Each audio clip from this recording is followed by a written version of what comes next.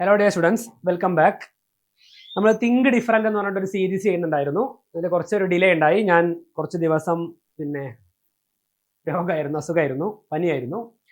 അതുപോലെ തന്നെ ഒരു 20 ടോപ്പിക്സ് നീറ്റിന് വേണ്ടിയിട്ട് ഇമ്പോർട്ടൻ്റ് ആയിട്ടുള്ള 20 ടോപ്പിക്സിൻ്റെ ഡിസ്കഷൻ ചെയ്യാമെന്ന് പറഞ്ഞിരുന്നു. അതെല്ലാം ഞാൻ പനിച്ച് കിടന്നപ്പം അവിടെ സ്റ്റക്കായി പോയി.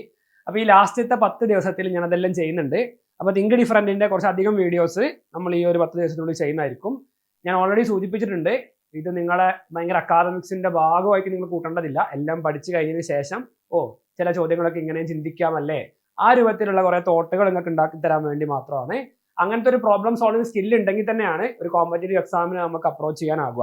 അപ്പം think different, physics logical way, same question same syllabus, different way of thinking. Okay, നോക്കൂ, ഈ കൈനമാറ്റിക് ഇക്വേഷൻസ് ഇല്ലേ, ആക്സിലറേഷൻ കോൺസ്റ്റന്റ് ആണെങ്കിൽ നമുക്ക് ഉപയോഗിക്കാൻ പറ്റുന്ന 5 ഇക്വേഷൻ ഏതൊക്കെയാ?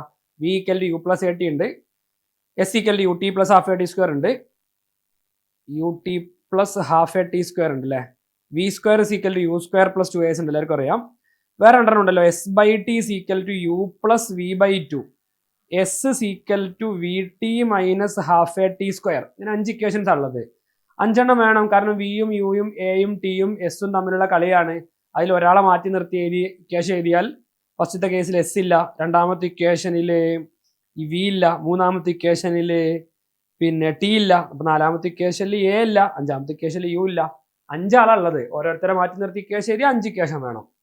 അപ്പൊ നമ്മൾ ഇതിൽ ഏത് ഇക്വേഷനാ യൂസ് ചെയ്യുന്നത് എന്നുള്ളതൊന്നും വലിയ ഇമ്പോർട്ടൻ്റ് അല്ല. നമ്മൾ ഫിസിക്സ് ആ കോൺസെപ്റ്റ് ലെവലിൽ നിന്നുകൊണ്ട് ആ ക്വസ്റ്റ്യൻ ചെയ്യുവാണെങ്കിൽ ഏത് ഇക്വേഷൻ വെച്ചും ചെയ്യാം. ഞാനിപ്പോൾ ഒരു ഉദാഹരണത്തിൽ ക്വസ്റ്റ്യൻ കാണിച്ചു തരാം. A body fall freely for 10 second, its average velocity during this journey എന്നാണ് ക്വസ്റ്റ്യൻ. ആവറേജ് വെലോസിറ്റി എന്ന് പറഞ്ഞാൽ എന്താ?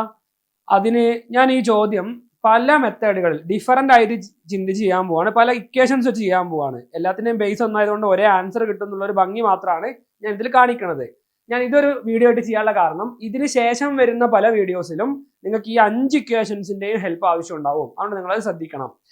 മെത്തേഡ് 1 എന്താ? Method 1 total displacement by total time. അതാണല്ലോ ആവറേജ് വെലോസിറ്റി.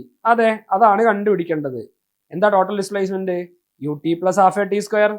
ഒരു ബോഡീന്റെ ഡിസ്പ്ലേസ്മെന്റ് ആണല്ലോ ഇക്വേഷൻ, അതല്ലേ, ബൈ ടി. അപ്പൊ ഈ ടിയും സ്ക്വയറും ഈ ടിയും വെട്ടിപ്പോവും. ഈ ടി രണ്ടുക്കും കൊടുക്കണ്ടേ, ഇതിലേക്കും കൊടുക്കണ്ടേ. അവ രണ്ടിലും കോമൺ ആയിട്ട് ടി ഉള്ളത് വെട്ടിപ്പോയി. ബാക്കി എന്താ? u + ½ at മാത്രം ഉള്ളത്. ആരാ യു? ഫാൾ ഫ്രീലി എന്നാ പറഞ്ഞത്. ഫ്രീലി ഫാളിങ്കിൽ u0 ആയിരിക്കും. അപ്പൊ u0 ആണെങ്കിൽ ആൻസർ ½ × a ആരാ? 10. എത്ര സമയം കൊണ്ട് താഴെ എത്തിയേ? 10 സെക്കൻഡ്. അപ്പൊ 10 × 10 100, 100/2, 50 m/s ആണ് ഇവിടുത്തെ ആവറേജ് വെലോസിറ്റി എന്ന് ഒരു മെത്തേഡ് നമുക്ക് കിട്ടി. ഇനി മെത്തേഡ് 2. ഓക്കെ, മെത്തേഡ് 2 ഒരാൾ ചെയ്യാണ്, ഞാൻ ആ ഇക്വേഷൻ അല്ല കൊടുത്തത്, വേറൊരു ഇക്വേഷൻ കൊടുക്കാൻ പോവാണ്. ഏതാ ഇക്വേഷൻ? Average വെലോസിറ്റിന്റെ concept s/t. എന്താ s/t? u + v/2 ഇപ്പൊ പഠിച്ചേ ഉള്ളൂ. ആവറേജ്, v ആവറേജ് = നമ്മുടെ നാലാമത്തെ ഇക്വേഷൻ, s/t = u + v/2. ഒരാൾ അതിൽ കൊടുത്താലോ കറക്റ്റ് ആൻസർ കിട്ടും. 0+. എന്താ? v = u + at ആ, അതിൽ u 0 യാ, at എന്ന് പറഞ്ഞാൽ 10 × 10 ആ, g ആണല്ലോ, g 10 ആണല്ലോ, അപ്പൊ 100 കിട്ടും. ആ 100/2 അങ്ങനെ ചെയ്താലും 50 കിട്ടും. കണ്ടോ, കറങ്ങി തിരിഞ്ഞ് എല്ലാം ഒരേ വഴിയിലാണ് വരിക എന്നുള്ളതാണ് ഞാൻ പറഞ്ഞതിന്റെ ചുരുക്കം. വേണമെങ്കിൽ വേറൊരു മെത്തേഡ് ചെയ്ത് നോക്കാം. മെത്തേഡ് 3. സാർ ഇപ്പൊ പറഞ്ഞ പുതിയൊരു ഇക്വേഷൻ ഉണ്ടല്ലോ, ഏതാ?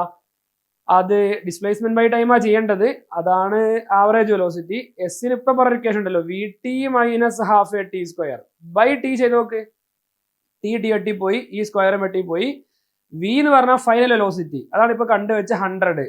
ഫൈനൽ വെലോസിറ്റി 100 - ½ × ആരാ? എ. ആക്സിലറേഷൻ 10, ആരാ? ടി 10. അപ്പൊ ആൻസർ എന്താ? 100 - 10 × 10, 100, 100/2 50. അപ്പൊ 100 - 50, 50 വീണ്ടും. കണ്ടോ, നമ്മൾ വിചാരിക്കും വേറെ ഏതോ റൂട്ടിലേക്കാണ് പോകുന്നത്, പക്ഷെ കറക്റ്റ് ആൻസർ കുറച്ചൊക്കെ കറക്റ്റ് ആൻസർ തന്നെ കിട്ടും. 50 തന്നെ ഇവിടെ ആൻസർ, 50 തന്നെ ഇവിടെ ആൻസർ, 50 തന്നെ ഇവിടെ ആൻസർ. അപ്പൊ 3 ഇക്വേഷൻ ഇട്ട് ചെയ്ത് കാണിച്ചു. ഇത് വലിയ കാര്യമാണോ എന്ന് ചിന്തിക്കാം, പക്ഷെ വരാനിരിക്കുന്ന തിങ്ക് ഡിഫറൻറ്റ് വീഡിയോകളിൽ നിങ്ങൾക്ക് ഇതിന്റെ ഹെൽപ്പ് ആവശ്യം ഉണ്ടാവും. അപ്പൊ ഞാൻ നിങ്ങൾക്ക് 5 ഇക്വേഷൻ പരിചയപ്പെടുത്തി. കൈനമാറ്റിക് ഇക്വേഷൻസ് 3 അല്ല 5 ആണ്. കാരണം 5 ആള് തമ്മിലുള്ള കളിയിൽ ഓരോരുത്തരെ മാറ്റി നിർത്തി ഇക്വേഷൻ എഴുതിയാൽ 5 ഇക്വേഷൻ വേണ്ടി വരും.